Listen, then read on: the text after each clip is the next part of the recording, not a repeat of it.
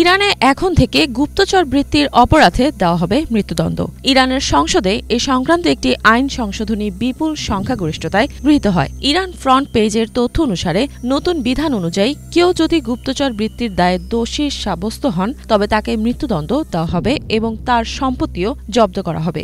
সংশ্লিষ্ট কর্তৃপক্ষের মতে জাতীয় নিরাপত্তা রক্ষার স্বার্থে এই কঠোরতা প্রয়োজনীয় হয়ে পড়েছে। সংশোধিত আইনের আওতায় যদি কোনো ব্যক্তির বিরুদ্ধে শত্রু রাষ্ট্র বা গোষ্ঠীর পক্ষে গুপ্তচর বৃত্তি, গোয়েন্দা কার্যক্রম বা অন্য যে কোনো ধরনের গোপন অপারেশনে জড়িত থাকার প্রমাণ পাওয়া যায় তবে তাকে সর্বোচ্চ শাস্তির মুখোমুখি হতে হবে। একই সঙ্গে রাষ্ট্র কর্তৃক তার সম্পত্তি জব্দ করা হবে।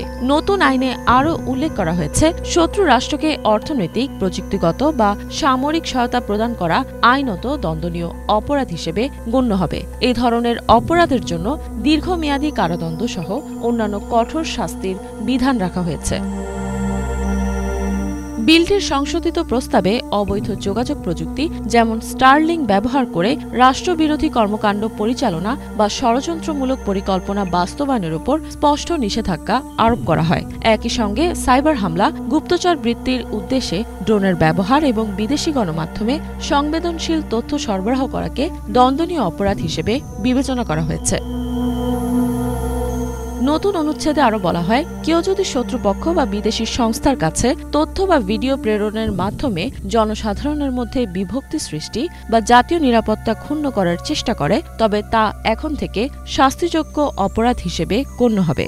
এই ধরনের অপরাধের জন্য কঠোর শাস্তির বিধান রাখা হয়েছে, যার মধ্যে রয়েছে দীর্ঘমেয়াদী কারাদণ্ড এবং দোষী প্রমাণিত ব্যক্তিকে সরকারি বা জনসেবামূলক যে কোনো পদ থেকে স্থায়ীভাবে অপসারণের ব্যবস্থা। এছাড়া জাতীয় ঐক্য বা জনসাধারণের মনোবলে নেতিবাচক প্রভাব ফেলতে পারে এমন কোনো ভিডিও ধারণ বা প্রচার করলে অভিযুক্ত ব্যক্তিকে কারাদণ্ড দেওয়া হবে এবং তাকে আজীবনের জন্য কোনো সরকারি পদে নিয়োগের ক্ষেত্রে অযোগ্য হিসেবে ঘোষণা করা হবে। এদিকে ইরানের গোয়েন্দা মন্ত্রণালয়কে শত্রু গণমাধ্যম চিহ্নিত করার দায়িত্ব অর্পণ করা হয়েছে এবং এসব অপরাধের বিচারে দ্রুত বিচার কাজ সম্পন্ন করার কথাও বলা হয়েছে। এদিকে শত্রু রাষ্ট্র গোষ্ঠী চিহ্নিত করার দায়িত্ব সুপ্রিম ন্যাশনাল সিকিউরিটি কাউন্সিলকে প্রদান করা হয়েছে। যুক্তরাষ্ট্র, ইসরায়েল যারা ইতোমধ্যেই শত্রু রাষ্ট্র হিসেবে স্বীকৃত, তাদের বাইরে অন্যান্য শত্রু রাষ্ট্র ও সংগঠন চিহ্নিত করার ক্ষমতা সুপ্রিম ন্যাশনাল সিকিউরিটি কাউন্সিলের হাতে থাকবে। পাশাপাশি শত্রুদের নেটওয়ার্ক শনাক্ত করার দায়িত্ব অর্পণ করা হয়েছে গোয়েন্দা বিভাগ বা মিনিস্ট্রি অব ইন্টেলিজেন্সের ওপর। মৃত্যুদণ্ড ব্যতীত অন্য যে কোনো শাস্তির বিরুদ্ধে আপিল করা যাবে না, তবে মৃত্যুদণ্ডের ক্ষেত্রে সর্বোচ্চ 10 দিনের মধ্যে সুপ্রিম কোর্টে আপিল করার সুযোগ থাকবে। ইরানে ইসরায়েলের হামলার পর দেশটির বেশ কিছু গোপন প্রতিবেদনে দেশের ভেতরে বিদেশি গোয়েন্দা নেটওয়ার্কের গভীর সক্রিয়তা প্রকাশ পায়। বিলটি গৃহীত হওয়ার পর ইরানের অনেক আইনজীবী এর সমালোচনা করেছেন এবং জাতিসংঘের মানবাধিকার বিষয়ক বিশেষ প্রতিনিধি এই বিষয়ে উদ্বেগও প্রকাশ করেছেন।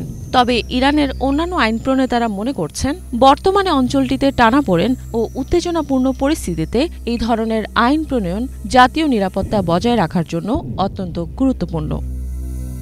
ইফাত জাহান, বাংলা ভিশন।